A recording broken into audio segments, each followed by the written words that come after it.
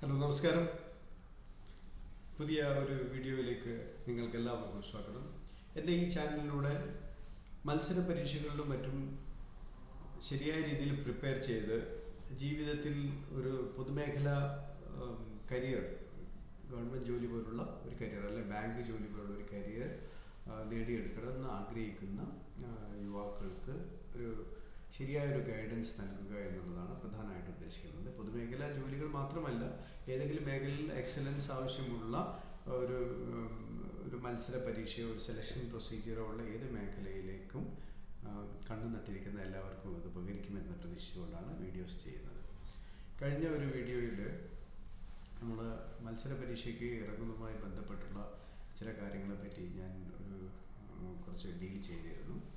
അപ്പോൾ അത് പ്രധാനമായിട്ടും നമ്മളൊരു മത്സര പരീക്ഷയ്ക്ക് പഠിക്കുവാൻ വേണ്ടി ഇറങ്ങുമ്പോൾ നമ്മളിൽ നിന്ന് പ്രതീക്ഷിക്കുന്ന ഒരു സീരിയസ്നെസ്സിനെ പറ്റിയായിരുന്നു ഞാൻ അന്ന് ഊന്നി പറഞ്ഞിരുന്നത്. ഇന്ന് നമ്മൾ ഈ വീഡിയോയിൽ ഇത് പ്രധാനമായും ഡീൽ ചെയ്യുന്നത് ഏത് പരീക്ഷയാണ് തനിക്ക് യോജിക്കുന്നത് എന്ന് തീരുമാനിക്കാതെ അതിലിറങ്ങി തിരിച്ചാലുള്ള അപകടങ്ങളെ പറ്റിയാണ് പ്രത്യേകം ശ്രദ്ധിക്കുമല്ലോ. അപ്പോൾ ഈ വീഡിയോ നിങ്ങൾ പൂർണ്ണമായും കാണുക. ഒരുപക്ഷെ നിങ്ങൾക്ക് ഓൾറെഡി നിങ്ങൾ ജയിച്ചു കഴിഞ്ഞാൽ എൻ്റെ സ്റ്റുഡൻസിലൊക്കെ പെടുന്ന ആൾക്കാരായിരിക്കും, ചിലപ്പോൾ അച്ചീവേഴ്സൊക്കെ ആയിരിക്കും. അങ്ങനെയുള്ള ആൾക്കാരാണെങ്കിൽ നിങ്ങളുടെ സ്റ്റേജിലേക്കെങ്കിലും എത്തുവാൻ ആഗ്രഹിക്കുന്ന ഒരുപാട് ചെറുപ്പക്കാരുണ്ട്.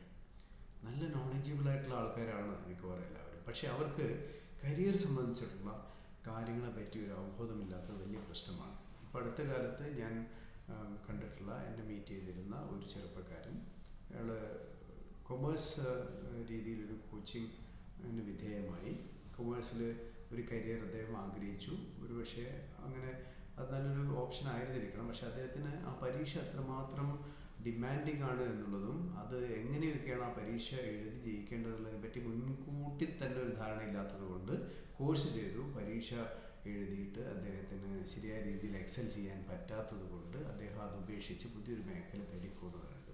ഈ കൊമേഴ്സുമായി ബന്ധപ്പെട്ട ഈ പ്രത്യേക കോഴ്സ് ചെയ്യുന്നതിന് വേണ്ടി അദ്ദേഹം ഏകദേശം ഒരു 1.5 ലക്ഷം രൂപയോളം ചിലവാക്കി കഴിഞ്ഞു. ഒരു വർഷത്തോളം ചിലവാക്കി ഒരു പാർട്ട്, 2 പാർട്ടുള്ള പരീക്ഷയിലെ ഒരു പാർട്ട് പരീക്ഷ എഴുതി അദ്ദേഹത്തിന് അത് ക്ലിയർ ചെയ്യാൻ പറ്റിയില്ല. വളരെയധികം മാനസിക പ്രയാസത്തോടു കൂടി, നിങ്ങൾക്കറിയാം, ഒരു ഫാമിലിയിൽ നിന്ന് ഇത്രയും വലിയൊരു തുകയൊക്കെ മുടക്കി ഒരു ഭാവിയുടെ വാഗ്ദാനമായ ഒരു ചെറുപ്പക്കാരൻ കഴിയുന്ന അത്രയും ശ്രമിച്ചതിന് ശേഷം അദ്ദേഹത്തിന് അത് ചെയ്യാൻ പറ്റാത്തപ്പോൾ അദ്ദേഹം നിരാശനാകുമ്പോൾ കുടുംബത്തിനൊക്കെ ഉണ്ടാകുന്ന ഒരു ഫീലിംഗ് നിങ്ങളൊന്ന് ആലോചിച്ച് നോക്കണം. ഇതൊരാളുടെ കേസല്ല, ഒരുപാട് ആൾക്കാർ അങ്ങനെ വരുന്നുണ്ട്. അത് അങ്ങനെ ചെയ്യുന്ന ആ ഒരു പരിശീലന വിഭാഗത്തിൻ്റെയോ ആ ഒരു കോച്ചിങ് പ്രോഗ്രാമിൻ്റെയോ മാത്രം പ്രശ്നമല്ല. നമ്മളൊരു പ്രത്യേക ലക്ഷ്യം വെച്ച് ഇറങ്ങുന്നതിന് മുമ്പ് ആ ലക്ഷ്യത്തിലേക്ക് എത്തേണ്ടത് എന്തിന് എന്നുള്ളതിനെ പറ്റി വ്യക്തമായി ധാരണ ഉണ്ടായിരിക്കണം.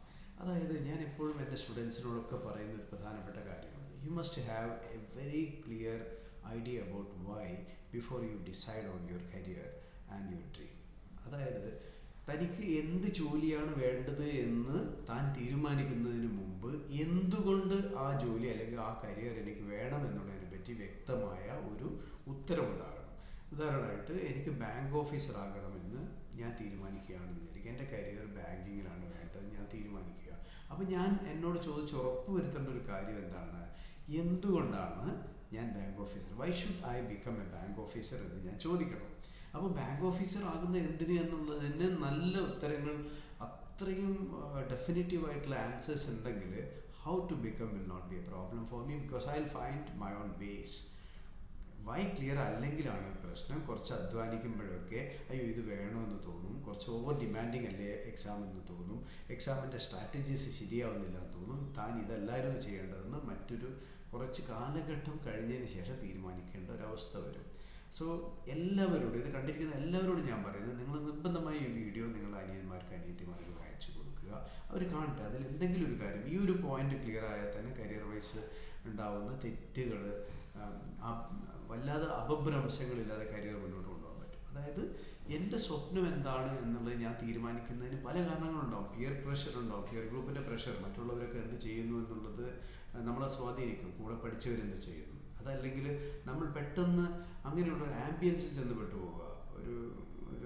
ഒരു കാലഘട്ടത്തിൽ എല്ലാവരും ടൈപ്പ് റൈറ്റിംഗ് പഠിക്കാൻ പോകുമായിരുന്നു 10ാം ക്ലാസ് കഴിഞ്ഞാൽ. പിന്നെ കുറച്ച് കഴിഞ്ഞപ്പോൾ അത് കമ്പ്യൂട്ടർ കോഴ്സായി മാറി അല്ലേ. അതെന്തുകൊണ്ടാണ്?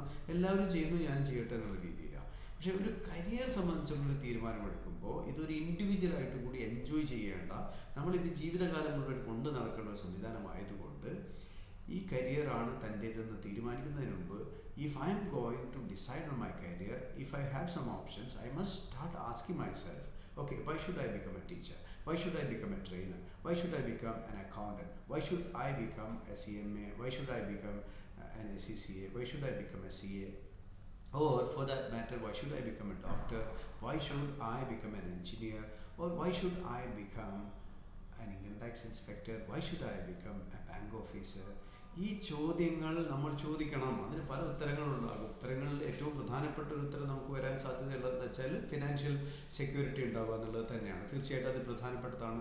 സാലറി കിട്ടും, എല്ലാ മാസവും സാലറി ഒക്കെ കിട്ടുന്നു. നമുക്ക് നമ്മളുടെ കൊച്ചു കൊച്ചു സ്വപ്നങ്ങൾ, നമുക്ക് നമ്മളുടേതായ രീതിയിൽ വെൽത്ത് ക്രിയേഷനുമായി ബന്ധപ്പെട്ട പ്ലാനുകൾ, ഒരു വീടുണ്ടാക്കുന്നതിനെ പറ്റി, അതല്ലെങ്കിൽ നമ്മളുടെ സ്വപ്നത്തിലുള്ള പല നാടുകൾ സന്ദർശിക്കുന്നതിനെ പറ്റി, നമ്മളുടെ ഹോബി പെർസ്യൂ ചെയ്യുന്നതിനെ പറ്റി, അങ്ങനെയുള്ള സ്വപ്നങ്ങളൊക്കെ കുറേയൊക്കെ ഫിനാൻസുമായിട്ട് ബന്ധപ്പെട്ടതാണ് അല്ലേ. അപ്പോൾ ഫിനാൻസുമായി ബന്ധപ്പെട്ട കാര്യങ്ങൾ ഒരു മോട്ടിവേഷൻ അല്ലെങ്കിൽ ഒരു why, one of the whys, one prevalent why for deciding on a career is the economic incentive that is associated with pursuing that particular career. അതിലൊരു സംശയമില്ല. സാലറി കിട്ടണമെന്നുള്ളത് അല്ലെങ്കിൽ ശമ്പളം കിട്ടുമെന്നുള്ളത് സാമ്പത്തികമായിട്ട് ഒന്നുമില്ലാത്തൊരവസ്ഥ, അല്ലെങ്കിൽ പഠിച്ചൊക്കെ കഴിഞ്ഞു ഒരുപാട് എക്സ്പെൻസ് പഠിക്കാനൊക്കെ ചിലവാക്കി ഒരു വരുമാനവും ഇല്ല എന്നുള്ള അവസ്ഥയിൽ നിന്നാണ് എത്രയോ വ്യത്യാസമുള്ളൊരവസ്ഥയാണ്. മന്ത്ലി സാലറി ഒക്കെ കിട്ടും, നമുക്ക് നമ്മുടേതായ എക്കണോമിക് പ്ലാൻ ഉണ്ടാക്കാം, നമ്മളുടെ അച്ഛനെയും അമ്മയെയും കുടുംബത്തെയും ഒക്കെ നമുക്ക് നോക്കാം, പുതിയ സ്വപ്നങ്ങൾ കാണാനൊരു സാമ്പത്തികമായ ധൈര്യം ഉണ്ടാകും. ഇതെല്ലാം അത് പ്രധാനമാണ്. അതിൻ്റെ കൂടെ ആഡ് ചെയ്യാവുന്നത് സോഷ്യൽ സ്റ്റാറ്റസ് ഉണ്ടാകും. പിന്നെ അതുപോലെ ഈ ഒരു ആക്ടിവിറ്റി കൊണ്ട് നമുക്ക് മനസ്സിനൊരു തൃപ്തി ഉണ്ടാകും. അപ്പോൾ ഒരു ബാങ്ക് ഓഫീസറായി പോകുന്ന ഒരാൾ പ്രധാനമായും ചിന്തിക്കേണ്ടത് നമ്മളുടെ ഇടപെടൽ കൊണ്ട് ഡയറക്റ്റ്ലി ഒരു ഇൻഡയറക്റ്റ്ലി ഉള്ള ഹെൽപ്പ് കൊണ്ട് ഉണ്ടാകുന്ന ഒരുപാട് മാറ്റങ്ങളാണ്. ഇപ്പോൾ എല്ലാ ബിസിനസ് സ്ഥാപനങ്ങളും ബാങ്കിൻ്റെ ഹെൽപ്പോട് കൂടിയാണ് മുന്നോട്ട് പോകുന്നത്. എല്ലാവർക്കും അറിയുന്നതാണ്. ബിൽഡിങ്ങുകൾ ഉണ്ടാക്കുന്നത് ബാങ്ക് ലോണോട് കൂടിയാണ്. മിക്കവാറും എല്ലാവരുടെയും വീടുകൾ ഉണ്ടാക്കപ്പെട്ടിരിക്കുന്നത് ബാങ്കിൻ്റെ ലോണ് മറ്റും അഡ്വാൻസസ് ഒക്കെ ഉപയോഗിച്ചിട്ടാണ്. ഇനി എഡ്യൂക്കേഷൻ വൈസിൽ പലരും പല കോഴ്സുകൾക്കും ജോയിൻ ചെയ്യുന്നത് എഡ്യൂക്കേഷൻ ലോൺ ഉപയോഗിച്ചിട്ടാണ്. അങ്ങനെ നോക്കുമ്പോൾ ഒരു ബാങ്കറുടെ ലൈഫിൽ അയാൾക്ക് സാമ്പത്തികമായി സ്വന്തമായിട്ടുണ്ടാകുന്ന സാലറി മുതലായ കാര്യങ്ങൾക്ക് അപ്പുറത്തേക്ക് വളരുന്ന സമൂഹത്തിലുള്ള ഡെവലപ്മെൻറ്റിൻ്റെ ഒക്കെ ഒരു ആണിക്കല്ലായി താൻ പ്രവർത്തിക്കുന്നുണ്ട്. അവരുടെ സ്വപ്നങ്ങളൊക്കെ ശരിയാക്കി എടുക്കുന്നതിന് തൻ്റേതായ ഒരു കോൺട്രിബ്യൂഷൻ ഉണ്ട് എന്നുള്ളൊരു വലിയൊരു സന്തോഷം നമുക്ക് കരിയറിന് നമ്മളെ അടുപ്പിക്കാൻ സഹായിക്കും. അതുപോലെ തന്നെ ഇൻകം ടാക്സ് ഡിപ്പാർട്ട്മെൻറ്റിലോ സെൻട്രൽ ഗവൺമെൻറ്റിൻ്റെ മറ്റേതെങ്കിലും വകുപ്പിലോ ജോലി ചെയ്യുമ്പോഴോ അല്ലെങ്കിൽ കേരള ഗവൺമെൻറ്റിലോ ജോലി ചെയ്യുമ്പോഴോ ഒക്കെ തന്നെ സമൂഹത്തിൽ നമ്മൾ പലതും തിരിച്ചു നൽകുന്നുണ്ട്. സമൂഹം കൂടുതൽ സുരക്ഷിതമാണ് എന്ന് ഉറപ്പുവരുത്താൻ നമ്മൾ സഹായിക്കുന്നുണ്ട്. ഇപ്പോൾ ഹെൽത്ത് ഓഫീസറായിട്ട് ഹെൽത്ത് സർവീസിൽ അല്ലെങ്കിൽ ഫുഡ് സേഫ്റ്റി ഓഫീസറായിട്ട് ജോലി ചെയ്യുന്ന ഒരാളെ സംബന്ധിച്ചിടത്തോളം അയാൾക്ക് സാലറി കിട്ടുന്നുണ്ട്, അതിൻ്റെ കൂടെ തന്നെ സമൂഹം കൂടുതൽ ഭക്ഷ്യസുരക്ഷ അനുഭവിക്കുന്നുണ്ടെന്ന് ഉറപ്പുവരുത്താൻ അദ്ദേഹം ഇത് ചെയ്യുന്നുണ്ട്. ഇൻകം ടാക്സ് ഇൻസ്പെക്ടർ ആണെങ്കിൽ നിയമപരമായിട്ട് ആൾക്കാർ അടയ്ക്കേണ്ട ടാക്സുകളൊക്കെ അടയ്ക്കുന്നുണ്ടെന്ന് ഉറപ്പുവരുത്തുന്നതിൽ തൻ്റേതായ ഒരു പങ്ക്, രാജ്യത്തിൻ്റെ വികസനത്തിന് ഉപയോഗിക്കുന്ന ഫണ്ടുകൾ രൂപീകരിക്കുന്നതിലും ഫണ്ടുകൾ ശരിയായ രീതിയിൽ ബജറ്റ് പ്ലാനിനനുസരിച്ച് വരുന്നുണ്ട് എന്ന് ഉറപ്പുവരുത്തുന്നതിലും അദ്ദേഹത്തിന് പങ്കുണ്ട്. ഇങ്ങനെ നമ്മളുടെ ജീവിതവുമായി ബന്ധപ്പെട്ട് നമ്മൾ ചെയ്യുന്ന കരിയർ സമൂഹത്തിന് മൊത്തത്തിൽ എന്തൊക്കെയോ തിരിച്ചു നൽകുന്നു എന്നുള്ളത് തീർച്ചയായിട്ടും നമ്മളെ സ്വാധീനിക്കാവുന്നൊരു ഘടകമാണ്. ഡോക്ടറാകുമ്പോൾ ഒരുപാട് ആൾക്കാരുടെ വേദനകൾ അകറ്റുന്നു, ഒരുപാട് ആൾക്കാർക്ക് കോൺഫിഡൻസ് നൽകുന്നു അല്ലേ. അങ്ങനെ ഒരു സൈക്കോളജിസ്റ്റ് ആകുമ്പോൾ സൈക്കോളജിസ്റ്റ് മാനസികമായി പ്രയാസങ്ങൾ അനുഭവിക്കുന്ന ആൾക്കാരെ കൗൺസിൽ ചെയ്ത് റെഡിയാക്കി എടുക്കുന്നു, ഒരു കൂട്ടായി നിൽക്കുന്നു, തകർന്നു പോകുന്ന മനസ്സുകളുടെ കൂടെ നിൽക്കുന്നു. ഇത് സാലറിക്ക് കൂടെ തന്നെ അതിനേക്കാൾ കൂടുതൽ നമ്മളെ സ്വാധീനിക്കാവുന്ന ഒരു ഘടകമാണ് ഈ ഒരു സോഷ്യൽ ഇൻസെൻറ്റീവ്. മൂന്നാമത്തെ പ്രധാനപ്പെട്ട ഒരു ഘടകം വരാൻ സാധ്യതയുള്ളത് സോഷ്യൽ റെക്കഗ്നീഷനാണ്. ഒരു ജോലിയും കൂലിയുമില്ലാതെ നടക്കുന്നവൻ നിന്ന് പലപ്പോഴും അധിക്ഷേപിക്കപ്പെടുന്ന ഒരാൾ തന്നെ ബാങ്കിൽ ജോലി കിട്ടുക, അല്ലെങ്കിൽ സെൻട്രൽ ഗവൺമെൻറ് ജോലി കിട്ടുക, കേരള ഗവൺമെൻറ് ജോലി കിട്ടുക, അങ്ങനെ എന്തെങ്കിലും സംഭവിച്ചു കഴിഞ്ഞാൽ ഉടനെ തന്നെ ഒരു അഡ്രസ്സ് ഉള്ളവരാകുന്നു. അദ്ദേഹം എന്ത് ചെയ്യുന്നു എന്ന് ചോദിക്കുമ്പോൾ വീട്ടുകാരും നാട്ടുകാരും ഒക്കെ ഒരേ സ്വരത്തിൽ പറയുന്നു, ഒന്നുകിൽ ബാങ്കറാണ്, അല്ലെങ്കിൽ ഗവൺമെൻറ് സ്കൂളിലെ അധ്യാപകനാണ്, അതല്ലെങ്കിൽ ഡോക്ടറാണ്, എഞ്ചിനീയറാണ് അല്ലെ. എഞ്ചിനീയർ എന്ന് പറയുമ്പോൾ കോഴ്സ് കഴിഞ്ഞ് എല്ലാവരും എഞ്ചിനീയർ എന്ന് വിളിക്കുമെങ്കിലും നമ്മളിപ്പോൾ SSCയുടെ ജൂനിയർ എഞ്ചിനീയർ പരീക്ഷയൊക്കെ പാസ്സായി സെൻട്രൽ ഗവൺമെൻറ്റിൻ്റെ ഒരു എഞ്ചിനീയർ ആവുക, റെയിൽവേ റിക്രൂട്ട്മെൻറ്റ് ബോർഡിൻ്റെ JE പാസ്സായിട്ട് അവിടെ എഞ്ചിനീയർ ആവുക, അതല്ലെങ്കിൽ കേരള ഗവൺമെൻറ് PWD ഡിപ്പാർട്ട്മെൻറ്റും KSEB ഒക്കെ നടത്തുന്ന പിന്നെ സെലക്ഷൻ പ്രൊസീജിയറിൻ്റെ ഭാഗമായിട്ട് PSC അവർക്ക് വേണ്ടി നടത്തുന്ന പരീക്ഷകൾ പാസ്സായിട്ട് KSEBയിലും PWDയിലും ഒക്കെ അസിസ്റ്റൻറ്റ് എഞ്ചിനീയർ തസ്തികയിൽ അല്ലെങ്കിൽ സബ് എഞ്ചിനീയർ തസ്തികയിലൊക്കെ കയറുകയും ചെയ്യുമ്പോൾ അവർ സമൂഹത്തിൽ ഒരു കഴിവ് തെളിയിച്ച ഒരാളാണ് അല്ലേ. അധ്യാപകർ തന്നെ ഇപ്പോൾ HSA നോട്ടിഫിക്കേഷനൊക്കെ വന്ന് നിങ്ങൾ ശ്രദ്ധിച്ചിട്ടുണ്ടാവും. ഹയർ സെക്കൻഡറി ടീച്ചേഴ്സിൻ്റെ HST നോട്ടിഫിക്കേഷൻ പല വിഷയങ്ങളിലും വന്നിട്ടുണ്ട്. നമ്മുടെ ഡയറക്ഷൻ എൻ്റെ വിന്നിംഗ് സ്ട്രാറ്റജിയിലുള്ള കോഴ്സുകൾ ലോഞ്ച് ചെയ്തിട്ടുണ്ട്. അപ്പോൾ എല്ലാ സ്കൂളുകളിലും ടീച്ചേഴ്സ് എല്ലാം ബഹുമാന്യരാണ്, എല്ലാവരും നന്നായിട്ട് അധ്വാനിക്കുന്നവരാണ്. എന്നാലും സർക്കാർ സ്കൂളിലെ ടീച്ചറാണ് എന്ന് പറയുമ്പം സമൂഹത്തിൽ നിന്ന് കിട്ടുന്ന ഒരു വല്ലാത്ത ബഹുമാനമുണ്ട്. എന്താ കാര്യം എന്ന് പറയുന്നത്, നിങ്ങൾക്ക് കോമ്പറ്റേറ്റീവ് എക്സാമിനേഷനൊക്കെ എഴുതി ഇൻ്റർവ്യൂ ഒക്കെ കഴിഞ്ഞ് എല്ലാ കഴിവുകളുണ്ട്, എല്ലാ ക്വാളിഫിക്കേഷനും ഉണ്ടെന്ന് ഉറപ്പ് വരുത്തിയിട്ട് ആ സ്കൂളിലേക്ക് അധികാരത്തോടുകൂടി കയറി ചെല്ലുന്ന ഒരാളാണ് ഒരു സർക്കാർ സ്കൂളിലെ അധ്യാപകൻ. അത് HST ആയാലും HSST ആയാലും, ഇനി അതല്ല പിന്നെ NVT വൊക്കേഷണൽ ട്രെയിനിങ് സ്കൂളിലെ നോൺ വൊക്കേഷണൽ ട്രെയിനേഴ്സോ ആയാലും, ഇനി അതിലെ കോളേജിയേറ്റ് എഡ്യൂക്കേഷനിലെ അസിസ്റ്റൻറ്റ് പ്രൊഫസേഴ്സ് ആയാലും ഒക്കെ തന്നെ അവർ ലേൺഡ് കരിയർ ആണ് എന്ന് ഉറപ്പുണ്ട്. സമൂഹം അത് ആ രീതിയിൽ റെസ്പെക്റ്റ് ചെയ്യുന്നു. ഓക്കെ, 60-70 ലക്ഷം രൂപ കൊടുത്ത് എയ്ഡഡ് സ്കൂളുകളിൽ പണം കൊടുത്ത് കയറുന്ന അധ്യാപകർ മൊത്തത്തിൽ മോശക്കാരാണെന്ന് പറയാൻ പറ്റില്ല. പണമുണ്ട്, അവർ ആ അവസരം ഉപയോഗിച്ച് അങ്ങനെയുള്ളവരും ഉണ്ടാകാം, നല്ല അധ്യാപകരുണ്ടാകാം. പക്ഷേ സർക്കാർ സ്കൂളിലാകുമ്പോൾ അങ്ങനത്തെ ഒരു രൂപ പോലും ചിലവാക്കുന്നില്ല. PSCയിലേക്ക് അപേക്ഷിക്കുന്നു, പിന്നെ ഞങ്ങൾ പോലെയുള്ള ഡയറക്ഷൻ പോലുള്ള കോച്ചിങ് സ്ഥാപനങ്ങളിൽ ശരിയായ രീതിയിൽ കോച്ചിങ്ങിന് വരുന്നവരാണെങ്കിൽ അവർ അതിൻ്റെ ഒരു ഫീസ് ഒരു 10-20,000 രൂപയൊക്കെ അടച്ചിട്ടുണ്ടാവും. പിന്നെ ഈ പറയുന്ന രീതിയിൽ അധ്വാനിച്ച് അവർ പിടിച്ചെടുക്കുന്നത് അവരുടെ ജോലിയാണ്. അപ്പോൾ അവിടെ ശമ്പളമുണ്ട്, പിന്നെ ശമ്പളമുണ്ടെന്ന് പറയുമ്പോൾ സാമ്പത്തികമായിട്ടുള്ള ലാഭമുണ്ട്, പിന്നെ സമൂഹത്തിന് ഒരു അധ്യാപകൻ തിരിച്ചു നൽകുന്നുണ്ട്, ഒരു ഇൻകം ടാക്സ് ഓഫീസർ തിരിച്ചു നൽകുന്നുണ്ട്, ഡോക്ടർ തിരിച്ചു നൽകുന്നുണ്ട്, ഏതൊരു സർക്കാർ ഉദ്യോഗസ്ഥന് തിരിച്ചു നൽകുന്നുണ്ട്. പോലീസിലുള്ള ആളായാലും ഹെൽത്ത് ഡിപ്പാർട്ട്മെൻറ്റിലുള്ള ആളായാലും തുറമുഖ വികസന വകുപ്പിലുള്ള ആളായാലും ഏത് വകുപ്പിലുള്ള ആളായാലും ഒരു തരത്തിലല്ലെങ്കിൽ മറ്റൊരു തരത്തിൽ സമൂഹത്തിന് വേണ്ടി എന്തെങ്കിലുമൊക്കെ ചെയ്യുന്നുണ്ട് എന്നുള്ള ഒരു കാര്യം ഉറപ്പാണ്. അധ്യാപകരുടെ കാര്യം പറയാനില്ലല്ലോ. അപ്പോൾ ആ ഒരു മൂന്നാമത്തെ ഐറ്റം അതാണ്. ഇനി നാലാമത്തെ ഐറ്റം എന്ന് പറഞ്ഞാൽ സമൂഹം നൽകുന്ന റെസ്പെക്റ്റാണ്. സമൂഹത്തിന് നൽകുന്നു എന്ന് പറയും പോലെ തന്നെ സമൂഹം റെക്കഗ്നൈസ് ചെയ്യുന്നു, റെസ്പെക്റ്റ് കിട്ടുന്നു, നമ്മൾ റെസ്പെക്റ്റ് അർഹിക്കുന്നുണ്ട് എന്ന് സമൂഹം ഒരുപക്ഷെ തിരിച്ചറിയുന്നത് നമുക്ക് ക്വാളിഫിക്കേഷൻ ഉള്ളപ്പോഴല്ല. ഒരു MA ഉണ്ട്, 2 ബിരുദമുണ്ട്, 3 ബിരുദമുണ്ടെന്നൊക്കെ ഉള്ളത് പോലും പലപ്പോഴും പരിഹാസത്തിന് വേണ്ടി ഉപയോഗിക്കുന്നു. വലിയ ബിരുദമുള്ള ആളാണ് പക്ഷേ എന്ന് പറഞ്ഞ് ഉപയോഗിക്കുന്ന സമൂഹം തന്നെ നമ്മളൊരു ലാസ്റ്റ് ഗ്രേഡ് സെർവൻ്റായിട്ട് സർവീസ് കയറിയാലും, ഒരു ഡോക്ടറായാലോ അല്ലെ ബാങ്കറായാലോ അല്ലെ ഇൻകം ടാക്സ് ഇൻസ്പെക്ടർ ആയാലോ ജോലിയിൽ കയറി കഴിഞ്ഞാൽ ഇയാൾ കഴിവ് തെളിയിച്ചവരാണെന്നുള്ള രീതിയിൽ റെസ്പെക്റ്റ് ചെയ്തു തുടങ്ങുന്നത് വളരെ പ്രധാനപ്പെട്ട കാര്യമാണ്. അതും ഒരു വൈ ആകാം അല്ലേ. പിന്നെ ഒരു വൈ എന്ന് പറയുന്നത് എൻ്റെ മാനസികമായ രീതിക്ക് അനുസരിക്കുന്ന ഒരു കരിയറാണ് ഇതിലുള്ളത് എന്നുള്ളതും കൂടി നമ്മൾ തീർച്ചയായിട്ടും കൺസിഡർ ചെയ്യണം. ഉദാഹരണമായി ഇൻഷുറൻസിലെ ഡെവലപ്മെൻറ്റ് ഓഫീസറിൻ്റെ ജോലിക്ക് വേണ്ടി കയറുന്ന ഒരാൾ മാർക്കറ്റിങ്ങിനോട് ഒരു ആപ്റ്റിറ്റ്യൂഡുള്ള ആളാണെങ്കിലേ അദ്ദേഹത്തിന് പൂർണ്ണമായും വിജയിക്കാൻ പറ്റും. മറ്റ് അസ്വസ്ഥനായിരിക്കും. കാരണം മിക്കവാറും ജോലിയുള്ള ആൾക്കാരൊക്കെ അവർ മാർക്കറ്റിംഗ് കൂടി ചെയ്യേണ്ടി വരുന്നു, അത് ബുദ്ധിമുട്ടാണെന്ന് പറയാറുണ്ട്. ആരാണ് മാർക്കറ്റിംഗ് ചെയ്യേണ്ടി വരാത്തത്? ഇപ്പോൾ സ്കൂൾ അധ്യാപകർ വീടുകൾ കയറി ഇറങ്ങുന്നില്ലേ? പല പേരിലായാലും സ്കൂളുകളിൽ കുട്ടികളെ പഠിക്കാൻ വേണ്ടി, പഠിക്കുന്നുണ്ടോ നോക്കാൻ വേണ്ടി, ജീവിത സാഹചര്യങ്ങൾ അറിയുവാൻ വേണ്ടി എന്നൊക്കെ പറഞ്ഞുകൊണ്ട് ഗവൺമെൻറ് സ്കൂളിൽ ഉൾപ്പെടെയുള്ള അധ്യാപകർ കയറി ചെല്ലുന്നുണ്ട് സ്കൂൾ കുട്ടികളുടെ വീടുകളിൽ. അത് കയറി ചെല്ലുന്ന അവർ ഡയറക്റ്റായിട്ട് മാർക്കറ്റ് ചെയ്യാനല്ല, പക്ഷേ സ്കൂൾ നല്ലതാണ് എന്ന് ശരിയായിട്ട് അങ്ങനെ ചെയ്യേണ്ടതാണ്. അങ്ങനെ ഒരു ഉറപ്പ് സമൂഹത്തിന് നൽകുകയാണ്. ഇവർ നന്നായിട്ട് ജോലി ചെയ്യുന്ന അധ്യാപകരാണ്, ഇവർ കൺസേൺഡ് ആണ് സ്റ്റുഡൻസിനെ പറ്റി എന്നുള്ളൊരു കാര്യം ചെയ്യണം. ബാങ്കിൽ അക്കൗണ്ടുകൾ ഉണ്ടാക്കേണ്ടി വരും, അക്കൗണ്ടുകളുടെ എണ്ണം കൂടണം, തിരക്ക് കൂടുതലാണ് ആ ബ്രാഞ്ചിൽ, അവിടെ ജോലി ചെയ്യാൻ പറ്റില്ല എന്ന് പറയുന്ന ഒരു കാലഘട്ടത്തിൽ നിന്ന് ബാങ്കിൽ തിരക്ക് കുറഞ്ഞാൽ ജോലി ഇല്ലാതാകാനുള്ള ഒരു സാധ്യത ഉണ്ട് എന്നുള്ളത് മനസ്സിലാക്കുന്ന ഒരു കാലഘട്ടത്തിലേക്ക് മെല്ലെ നമ്മൾ മാറുകയാണ്. അപ്പോൾ ഇതിനൊക്കെ ടെക്നിക്കും ടെക്നോളജിയും ഡെവലപ്പ് ചെയ്യുകയും നമ്മുടേതായ സിസ്റ്റം കൂടുതൽ വ്യക്തമാക്കുകയും നമ്മുടെ പേഴ്സണാലിറ്റി വൈസ് നമ്മൾക്ക് ഒതുങ്ങിക്കൂടുന്നതിന് പകരം ഇറങ്ങി ചെല്ലുന്ന മറ്റുള്ളവരിലേക്ക് പകർന്നാടുന്ന രീതിയിലേക്ക് കാര്യങ്ങൾ കൊണ്ടുപോകുന്ന ഒരു വ്യക്തിത്വം ഉണ്ടാക്കുകയും ചെയ്യുന്ന ആൾക്കാർക്കാണ് ഈ മേഖലകളിൽ പിടിച്ചു നിൽക്കാൻ പറ്റുക. കൂടുതൽ ഇൻ്റലക്ച്വൽ ടൈപ്പ് ഉള്ളതാണ്, കൂടുതൽ ഇൻവെസ്റ്റിഗേറ്റീവ് ആയിട്ടുള്ള റിസർച്ച് ഓറിയൻറ്റഡ് ആയിട്ടുള്ള ആൾക്കാർക്ക് അങ്ങനെ JRF മറ്റും എടുത്ത് സബ്ജക്റ്റ് റിസർച്ചുമായിട്ട് മുന്നോട്ട് പോകാൻ പറ്റും. അപ്പോൾ എന്താ വെച്ചാൽ നമ്മൾ ഏത് ജോലിക്ക് വേണ്ടി, കരിയറിന് വേണ്ടി നമ്മൾ സെലക്ട് ചെയ്യണം എന്നുള്ള ആ വൈ ക്ലിയർ ആയിരിക്കണം. വൈ ക്ലിയർ ആയി കഴിഞ്ഞാലാണ് ഹൗ ക്ലിയർ ആവുക. ഹൗ എന്ന് പറഞ്ഞാൽ അത് ഞങ്ങളുടെ ഏരിയയാണ്, ട്രെയിനേഴ്സിൻ്റെ ഏരിയയാണ്. ഒരു പരീക്ഷ പാസ്സാകാൻ എന്താ ചെയ്യേണ്ടത്, വിന്നിങ് സ്ട്രാറ്റജി എന്ന് ഞാൻ പറയും. അത് ഏത് പരീക്ഷയ്ക്ക് വേണ്ടിയിട്ടുള്ള വിന്നിങ് സ്ട്രാറ്റജി നമ്മൾക്ക് റെഡിയാക്കി കൊണ്ടുവരാൻ പറ്റും. പക്ഷേ എന്തിനിതൊക്കെ ജയിച്ചിട്ട് ഞാൻ ആ ഓഫീസർ ആക്കണം എന്നുള്ള ചോദ്യത്തിന് വ്യക്തമായ ഒരു ഉത്തരം കിട്ടാത്ത ഒരാൾ ഒരു കോഴ്സിന് ജോയിൻ ചെയ്ത് ഈ വിന്നിങ് സ്ട്രാറ്റജി ഒക്കെ വെച്ച് മുന്നോട്ട് പോകുമ്പോഴും അദ്ദേഹം മനസ്സിൽ വേറെ എങ്ങോട്ട് പോകും. വേറെ പിയർ ഗ്രൂപ്പിൽ നിന്ന് കൂടെ പഠിച്ച ഒരാൾ വിളിച്ചിട്ട് ഞാനിതിന് പോവുകയാണ് നീ വരുന്നോ എന്ന് ചോദിച്ചാൽ അയാളുടെ മനസ്സ് ചാഞ്ചാടാൻ തുടങ്ങും. പ്രത്യേകിച്ച് അന്നായിരിക്കും കുറച്ച് ബുദ്ധിമുട്ടേറിയ ഒരു പാഠഭാഗം നമ്മൾ പഠിക്കാൻ മെനക്കെടുന്നത്. അതോടുകൂടി ഇത് നിർത്തിയിട്ട് വേറൊന്നിന് പോകണം തോന്നും. അതേസമയത്ത് എല്ലാം ക്ലിയറായി എൻ്റെ ജീവിതത്തിൽ എനിക്കിതാണ് ഒരു കരിയർ എന്ന് തീരുമാനിച്ച് വന്നിട്ടുള്ള ഒരാളെ സംബന്ധിച്ചിടത്തോളം എത്ര ബുദ്ധിമുട്ടേറിയ പ്രശ്നങ്ങളായാലും എത്ര ബുദ്ധിമുട്ടേറിയ പ്രയാസങ്ങളുള്ള കാര്യങ്ങളായാലും അത് തരണം ചെയ്ത് സ്വപ്നത്തിന് പിന്നാലെ പോവുക തന്നെ ചെയ്യും.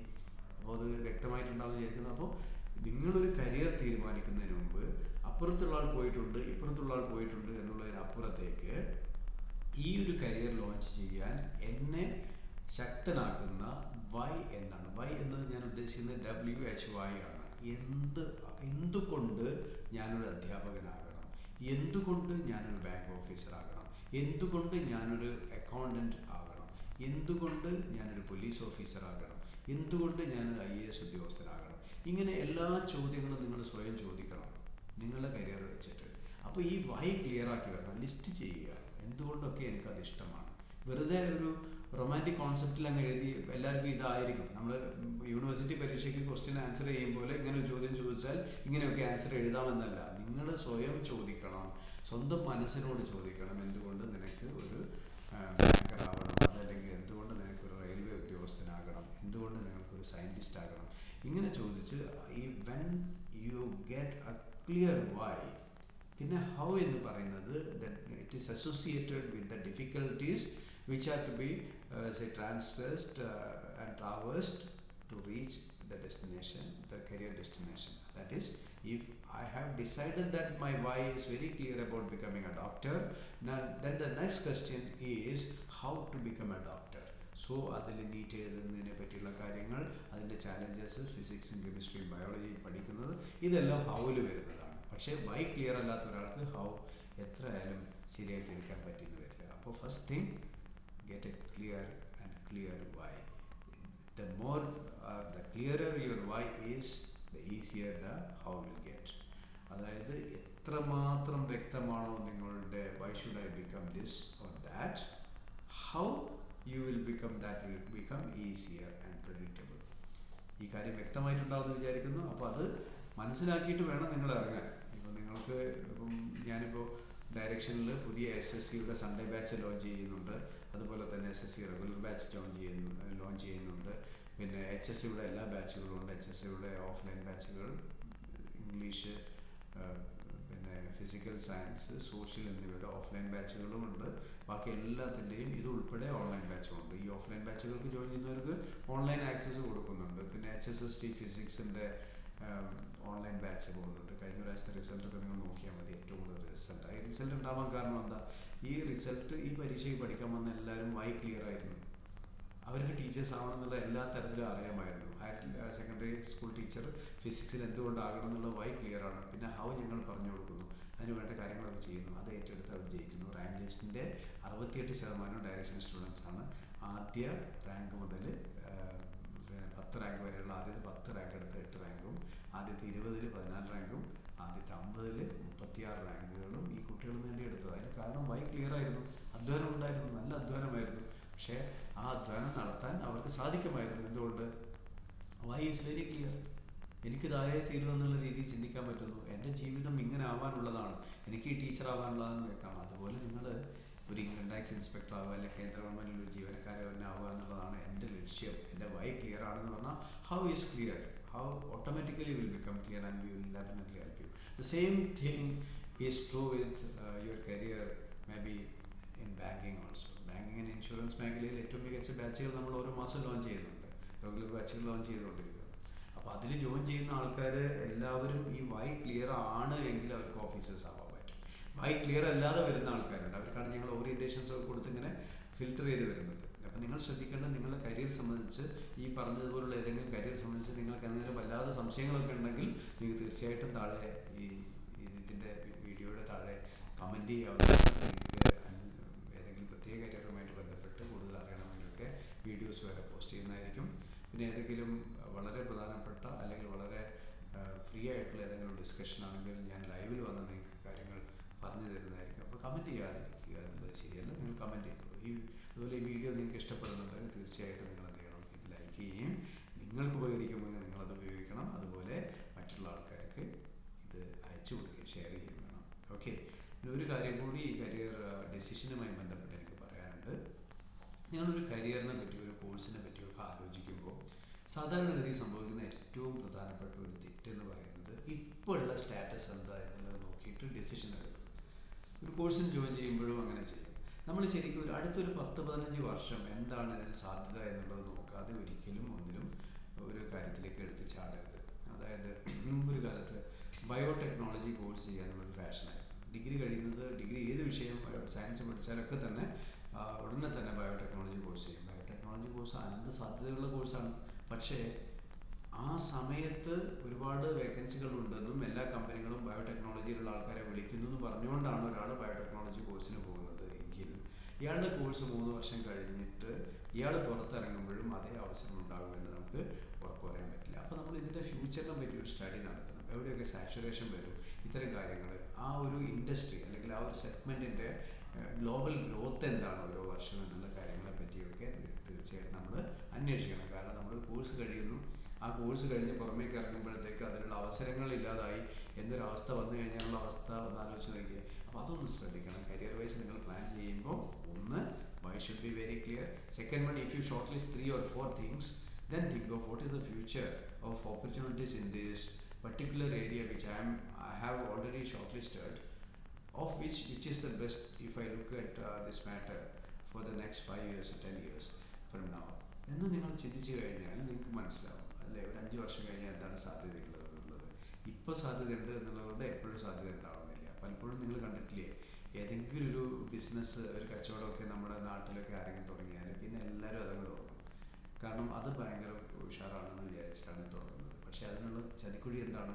ഇതിൻ്റെ ഫ്യൂച്ചറുമായി ബന്ധപ്പെട്ട് ചിലപ്പോൾ 1 വർഷം 2 വർഷം 3 വർഷമായിരിക്കും അതിൻ്റെ ഒരു ഡിമാൻഡ് ഹയർ ലെവലിൽ ഉണ്ടാവുക. പിന്നെ താഴേക്ക് പോകാനുള്ള സാധ്യതയുണ്ട്. അത് പരിഗണിക്കുക. കരിയർ വൈസ് നിങ്ങൾ തീർച്ചയായിട്ടും അത് പരിഗണിക്കേണ്ടതുണ്ട്. പിന്നെ ഒരു ചെറിയൊരു പ്രധാനപ്പെട്ട ഒരു കാര്യം, നിങ്ങൾ ഏത് കരിയർ ഡിസൈഡ് ചെയ്യുകയാണെങ്കിലും എൻ്റെ ഒരു അഡീഷണൽ ടിപ്പ് എന്ന് പറയുന്നത്, take care of your language. നിങ്ങൾ ഭാഷയൊന്ന് ശ്രദ്ധിക്കുക. You take care of your language and the language that you speak and try to take care of your career എന്നാണ് എൻ്റെ അഭിപ്രായം. നിങ്ങൾ നിങ്ങളുടെ ഭാഷയെ ശ്രദ്ധിക്കുക.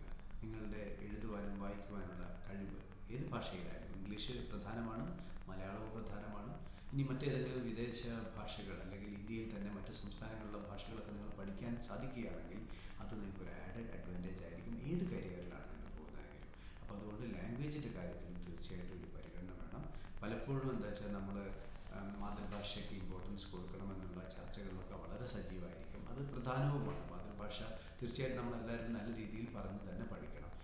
അതുപോലെ എഴുതാൻ പഠിക്കണം. പക്ഷെ അതിൻ്റെ കൂടെ ഇംഗ്ലീഷിനൊന്നും ഒരു ശത്രുഭാഷയായിട്ട് കാണേണ്ട യാതൊരു ആവശ്യവുമില്ല. സോ കുറച്ച് സീരിയസ് ആയിട്ട് തന്നെ ഇംഗ്ലീഷ് ലാംഗ്വേജിൻ്റെ പ്രൊഫഷൻസ് നിങ്ങൾ തീർച്ചയായിട്ടും എടുക്കണം. അങ്ങനെ എടുത്തു കഴിഞ്ഞാലുള്ള ഏറ്റവും പ്രധാനപ്പെട്ട ഗുണം, നിങ്ങൾ ഈ ഡിസ്കസ് ചെയ്ത ഏത് കരിയറിലായാലും അത് കൂടുതൽ എക്സലൻ്റ് ആയിട്ട് നിങ്ങൾക്ക് ഉപയോഗിക്കാൻ തീർച്ചയായിട്ടും ലാംഗ്വേജ് നിങ്ങളെ സഹായിക്കും. 1. 2, ഈ കരിയറിലേക്ക് എത്തുവാനുള്ള മേഖലകളിൽ എവിടെയെങ്കിലും എന്തായാലും നിങ്ങൾ ഇംഗ്ലീഷ് ലാംഗ്വേജ് പ്രൊഫഷൻസി ടെസ്റ്റ് ചെയ്യപ്പെടാനുള്ള സാധ്യതയുണ്ട്. ഇപ്പം കോമ്പറ്റേറ്റീവ് എക്സാമിനേഷൻ ഞാൻ പറഞ്ഞ PSC പരീക്ഷകൾ മിക്കവാറും എല്ലാത്തിലും ഇംഗ്ലീഷ് വരുന്നു. ലാസ്റ്റ് ഗ്രേഡ് പോലുള്ള ചില പരീക്ഷകൾ മാറ്റി നിർത്തിയാൽ അല്ലേ. SSC പരീക്ഷ ഇംഗ്ലീഷ്, SSC പ്രധാനപ്പെട്ട പരീക്ഷകൾ ഇംഗ്ലീഷ് ഒരു പ്രധാന ഘടകമാണ്. നമുക്ക് എഞ്ചിനീയറിംഗ് പരീക്ഷകൾ ഒഴിവാക്കി വയ്ക്കാം. ബാക്കിയുള്ള ജനറൽ പരീക്ഷകളിൽ, ബാങ്ക് പരീക്ഷയിൽ ഇംഗ്ലീഷ് പ്രധാനപ്പെട്ടൊരു ഘടകമാണ്. അപ്പോൾ അങ്ങനെ നോക്കുമ്പോൾ ഇംഗ്ലീഷ് പ്രധാനമാണ്. ഇംഗ്ലീഷ് ലാംഗ്വേജ് നിങ്ങൾ ഈ പഠിക്കുന്ന സമയത്ത്, നിങ്ങൾ കോളേജുകളിലൊക്കെ പഠിക്കുന്ന സമയത്ത് കുറച്ച് സമയം, ഒരു ദിവസം ഒരു 1 hour സ്പെൻഡ് ചെയ്ത് കഴിഞ്ഞാൽ ഇംഗ്ലീഷ് നല്ലൊരു ശക്തമാക്കി മാറ്റിയെടുക്കാൻ പറ്റും. ഇംഗ്ലീഷ് ഗ്രാമറും അതുപോലെ വൊക്കാബുലറിയാണ് സാധാരണ വരുന്നത്. എല്ലാ ദിവസവും ഇംഗ്ലീഷ് ന്യൂസ് പേപ്പർ വായിക്കുക. കോളേജിൽ പഠിക്കുന്ന ആൾക്കാർ ഒരു 1 മണിക്കൂർ കോളേജ് ലൈബ്രറിയിൽ പത്രങ്ങൾ വായിക്കാൻ സ്പെൻഡ് ചെയ്യുക. ഈ പത്രങ്ങൾ വായിക്കുമ്പോൾ ഇംഗ്ലീഷ് പത്രങ്ങൾ വായിക്കുന്നുണ്ട് എന്ന് ഉറപ്പുവരുത്തുക. ഇംഗ്ലീഷ് പത്രം വായിക്കുന്നത് ജാടയാണെന്ന് പറഞ്ഞ് നിങ്ങൾ കളിയാക്കി നടക്കുന്ന ആൾക്കാരെ അവഗണിക്കുക. അത്തരം ആൾക്കാരെ അവഗണിക്കുക. You focus on your future. ഭാവിയിൽ ആവശ്യമുണ്ടാകും. ഒരു സ്ഥലത്തും ഒന്നുമായിട്ടില്ലെങ്കിലും നിങ്ങൾക്ക് ലാംഗ്വേജ് ഉണ്ടെങ്കിൽ തീർച്ചയായിട്ടും വിജയിച്ച് മുന്നോട്ട് പോകാൻ പറ്റുന്ന രീതിയിൽ സുന്ദരവും വിശാലവുമായ ഒരു ലോകമാണ് ഇപ്പോൾ ഉണ്ടായിക്കൊണ്ടിരിക്കുന്നത്. പിന്നെ കുറച്ചൊരു ടെക്നിക്കൽ അവയർനെസ്, ടെക്നോളജിക്കൽ അവയർനെസ് തീർച്ചയായിട്ടും ഇനി അങ്ങോട്ട് ജീവിച്ചു പോകാൻ ആവശ്യമാണ്. കമ്പ്യൂട്ടർ അവയർനെസ് വേണം. ഇപ്പോൾ SSC പരീക്ഷയിൽ പോലും കമ്പ്യൂട്ടർ നോളജ് എന്ന് പറയുന്ന ഒരു ഭാഗം വരികയാണ് Tier 2 എക്സാമിനേഷന്. അതിന് കാരണം എന്താ വെച്ചാൽ കമ്പ്യൂട്ടർ ഉപയോഗിച്ച് ലാപ്ടോപ്പിലോ അല്ലെങ്കിൽ സിസ്റ്റത്തിലോ ആണ് ഒരു സെൻട്രൽ ഗവൺമെൻറ് ഉദ്യോഗസ്ഥന് ഇപ്പോൾ അദ്ദേഹത്തിൻ്റെ ജോലികളൊക്കെ ചെയ്യുന്നത്. അപ്പോൾ അത് ആ ഒരു അവയർനെസ് എല്ലായിടത്തും വേണം. ബാങ്ക് പിന്നെ നേരത്തെ കമ്പ്യൂട്ടറൈസ്ഡ് ആണ്, നിങ്ങൾക്കറിയാമല്ലോ. അപ്പോൾ ഇത്തരം കാര്യങ്ങളിൽ ഒന്നുകൂടി ശ്രദ്ധിക്കുക. അപ്പോൾ കരിയർ ഡിസൈഡ് ചെയ്യുന്ന സമയത്ത് നമ്മൾ ഈ പറഞ്ഞൊന്ന് സമ്മപ്പ് ചെയ്യാം. ഞാൻ പറഞ്ഞ കാര്യങ്ങളൊക്കെ മനസ്സിലായിട്ടുണ്ട്. ഇത് നിങ്ങൾക്ക് റെലവൻ്റ് ആയിരുന്നു, ഉപയോഗപ്രദമായിരുന്നു എങ്കിൽ നിങ്ങൾ കമൻറ്റ് ചെയ്യുകയും ലൈക്ക് ചെയ്യുകയും ഈ ചാനൽ സബ്സ്ക്രൈബ് ചെയ്യുകയും ചെയ്യുക. Because it's very important that your ideas also. നിങ്ങൾക്ക് സജഷൻ ഉണ്ടെങ്കിൽ, നിങ്ങൾക്ക് വേറെ ഏതെങ്കിലും കാര്യത്തെപ്പറ്റി അറിയണമെങ്കിൽ സജഷൻസ് നിങ്ങൾക്ക് പോസ്റ്റ് ചെയ്യാം. അപ്പോൾ ഞാനിന്ന് പറഞ്ഞ കാര്യം പ്രധാനമായും കരിയർ ഫോർമേഷൻ, കരിയറിനെ പറ്റിയൊക്കെ ആലോചിക്കുന്ന +2 ഒക്കെ കഴിഞ്ഞ് ഡിഗ്രി ഒക്കെ ചെയ്തുകൊണ്ടിരിക്കുകയോ അല്ലെങ്കിൽ ജസ്റ്റ് ഡിഗ്രി കഴിഞ്ഞിരിക്കുന്ന സ്റ്റേജിലുള്ള ആൾക്കാർക്ക് വേണ്ടിയിട്ടുള്ളതാണ്. നിങ്ങളുടെ സുഹൃത്തുക്കളോ കുടുംബക്കാരോ ഒക്കെ ആയിട്ടുള്ള അങ്ങനെയുള്ള ആൾക്കാർക്ക് ഇത് ഷെയർ ചെയ്ത് കൊടുക്കുക. ഒരു രക്ഷിതാവാണ് നിങ്ങളെങ്കിൽ നിങ്ങൾ തീർച്ചയായിട്ടും ഇത് കേൾക്കുക. നിങ്ങളുടെ കുഞ്ഞുങ്ങളെ ഒരു പ്രത്യേക കരിയറിന് വേണ്ടി നിർബന്ധിച്ച് പറഞ്ഞയക്കുന്നതിൽ മാറിയിട്ട് ഏതൊക്കെ സാധ്യതകളുണ്ട് എന്നുള്ളത് അവർക്ക് പറഞ്ഞു കൊടുക്കുക. അതുപോലെ ഓരോന്നിൻ്റെ റിസ്ക്കും അതിൻ്റെ അഡ്വാൻറ്റേജസും ഒക്കെ അനലൈസ് ചെയ്യാൻ അവരോട് പറയുക.